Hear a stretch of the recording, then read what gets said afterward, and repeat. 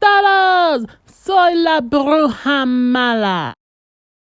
What do you do, baby? Back again, and we're live with the one of la Bruja mala. Okay, let's get started on this two stories I've been reading called The Return of the Dancing Master and The Chronicle of Death Foretold. Two of my now favorite stories because they talk about crime and death and blood, and you know that's my cup of tea. So the biggest novel's theme is murder. You got in Garcia's the murder of Santiago Nazar for his defiling of Angela. And in Mankell's novel, you have the murder of an old withered veteran from the World War II who is used to dancing and is brutally murdered. Sort of like the Holocaust style, but you get the gist when I continue on. Now, the first characters, the main characters, are always detectives. Well, one is a detective, he's a journalist. But both of them are trying to figure out what's going on here. And they go through many twists and turns. And they find out a bigger theme, a bigger gist is going on here. Now, y'all know the story.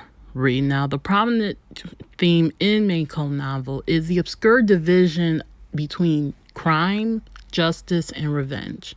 The novel, with its complex plot and its beta audience contemplating on what is justice and how the novel shows it, is that it shows that Molin and Lindmand's role as police officers, enforcers of crime and solutions to crime. But to common sense, they're expected to be the epitome of justice. However, as discovered along the time of their investigation of Molin's murder, it unveils his involvement with the Nazis and murderous deeds, and unveils a possible Nazi conspiracy in Sweden, which we know already that perpetualized racially and nationally. And in the pinnacle of the moment, you find that Siberstein is revealed as his killer, having completed his vendetta he placed on Molin for murdering his father in the times of the concentration camps. In the conclusion of the story, you start to wonder the nuanced idea of crime and justice, like what is the crime or what is needed to be justice, and how much justice, how much needs to go into it.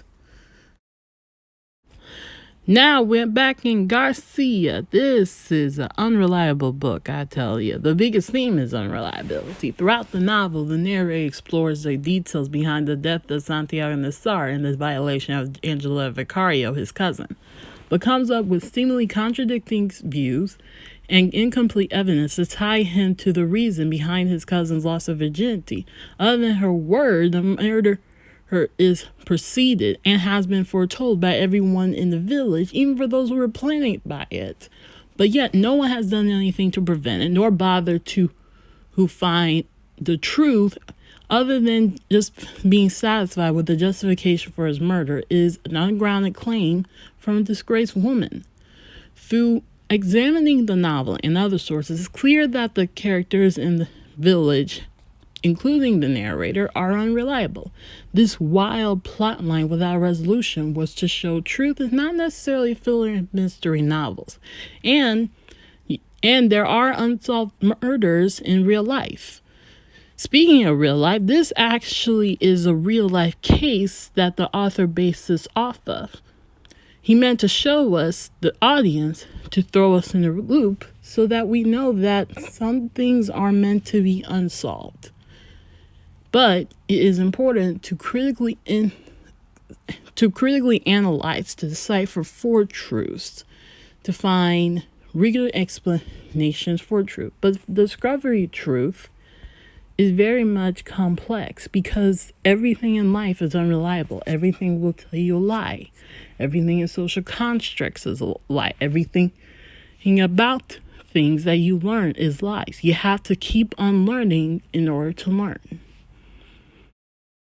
And a big takeoff from those themes. The novels both center around a conspiracy.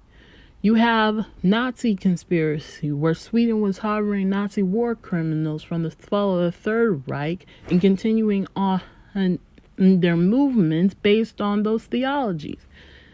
In Garcia's book, you have an unsolved murder of the Arab descent based on the cries of a defiled Blanquita, and you haven't proven whether she was defiled or not.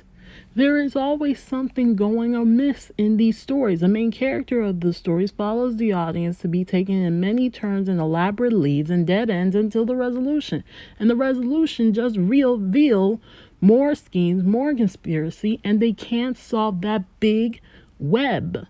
It's not just about the mystery and the scheming. Conspiracy, as shown, is about the upholding of your social construct as a norm. In Garcia, you have a Catholic Colombian village beheaded with sexist, machismo, gender roles imposed on women, and certain racist xenophobias on Arabs with the seeking of assimilation as well as no care for whether they died. And always the white female cry that beheads with the Catholic archaic notion of virginity and female hymens. In addition, in Sweden, what Mankell shows you is a great concern that he has with his own country. You have harboring of Nazi theology in Sweden. You have continuations of people wanting to get justice, but what's the justice if you don't break down these movements? You hella broke down Black Panther. Why not them? A big takeoff from me is that how people of these worlds are seen and unseen networks functioning for certain purposes. Mostly they uphold a norm. Mostly they oppress potential usurpers and beget changes. Sometimes change comes too slow and we have nothing but fine peace. It's not good or bad, but it's fine. The point is that there's always something going on in our world. Conspiracy is a part of how people develop in this world. It's how we function as a society. The novel exposes the losses and casualties of those conspiracies, and for those out of luck in it. This shows the case for those who are meant to be oppressed in this social illusion. The world is out to get you, basically. Always. But you have to buck up with bigger webs and to catch those flies. Ooh, that got me here. This is La Bruja Mala saying good night. Adios, Braca.